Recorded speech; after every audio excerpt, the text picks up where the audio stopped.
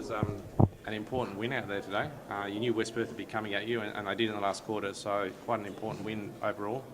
Yeah, it was probably less about the day, I think, and more about importance of us getting back to playing, probably our brand of footy and what's made us a probably pretty consistent team in the last few years. So I thought we did that. I thought our pressure was right back up. To have more possessions, more tackles, and keep them to less than 40 inside 50s is much closer to what it looks like when we're playing at our best. Yeah, after losses to Subi and Peel, it was important to bounce back today and make a point. Yeah, I don't think we weren't really looking to make a point. To be honest, we were just trying to get back and play our way, I guess. And it's important to the whole group that when you haven't been going that well, at times you can forget what it feels like when you play well. So I thought we had some real energy from the start, and our pressure was pretty good. And we probably definitely left a few opportunities out there in the second quarter. We probably should have been a bit further in front at half time. But they're a good team, and they've had a really good run. So it was good to get the 4 points for us and get the feeling like we're back on track. And a win in a milestone game. Ashton Hams, milestone games don't always go your way, but he even kicked that first goal of the last quarter to put you back in front. Good result there.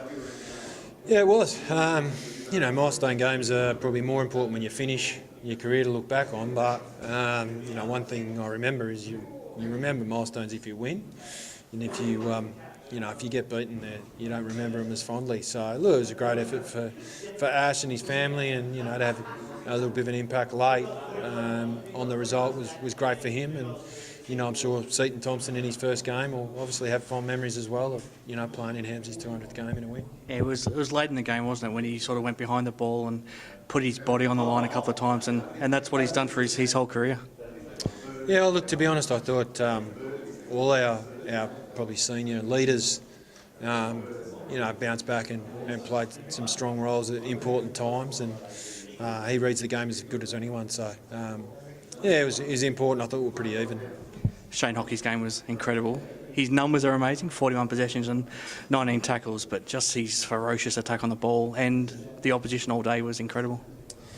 Yeah, look, he's been a great player for us since in the time he's been here, and he copped a pretty significant knock early in the year, and it's probably taken him a bit of time to get back, but he was pretty good today, and in those clinches, and certainly got the ball going our way, and he's an important part of our midfield when we're going well. The conditions suited him today, sort of in close, like you were saying, just right up his alley, coming from the VFL and those sort of slogging conditions. Yeah, I think regardless of the conditions, I think if you're playing in and around midfield and you goes to play inside and stoppage, the conditions probably don't mean as much, because you still got to win the ball in the contest, and I thought he did that really well. I thought as a group we did a great job of taking away their time and space with the ball. They've been really high possession, high uncontested possession team the last few weeks, and we're able to probably take that away from them, so that was a pleasing thing. Just on the tackle count overall, I think you won 98 to 78 from what I can tell, tallying it up. That was quite important on a day like today.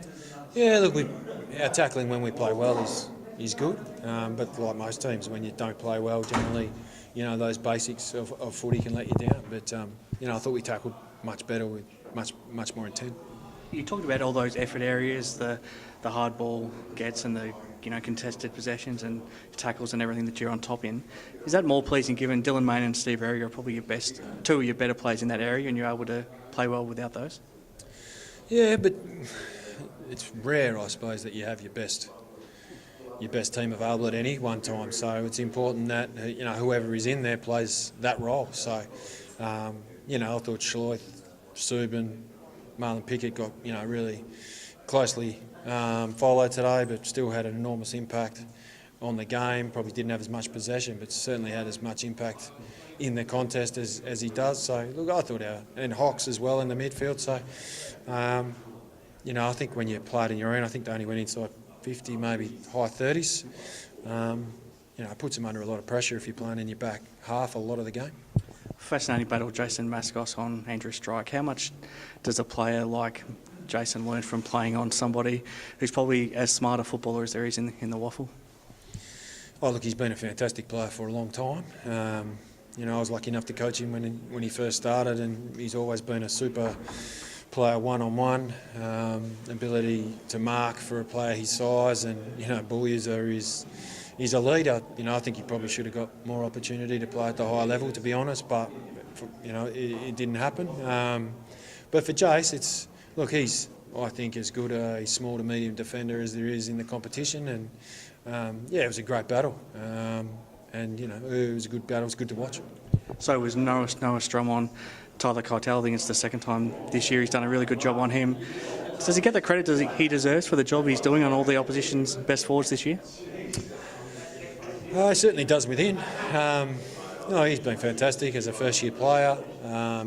Continues to grow, playing on some good players, and I think Keitel and Strike are the top two goal kickers in the comp at the moment, and just does his job, Noah. So it's fantastic. He's been a real bonus for us with how probably quick he's progressed. This might mean that you finish second, but I think more importantly you would have been hoping to see you just get back to playing good footy in the way you want to play. Is that what you feel like you got out of today? Yeah, and that's been our focus, the bye.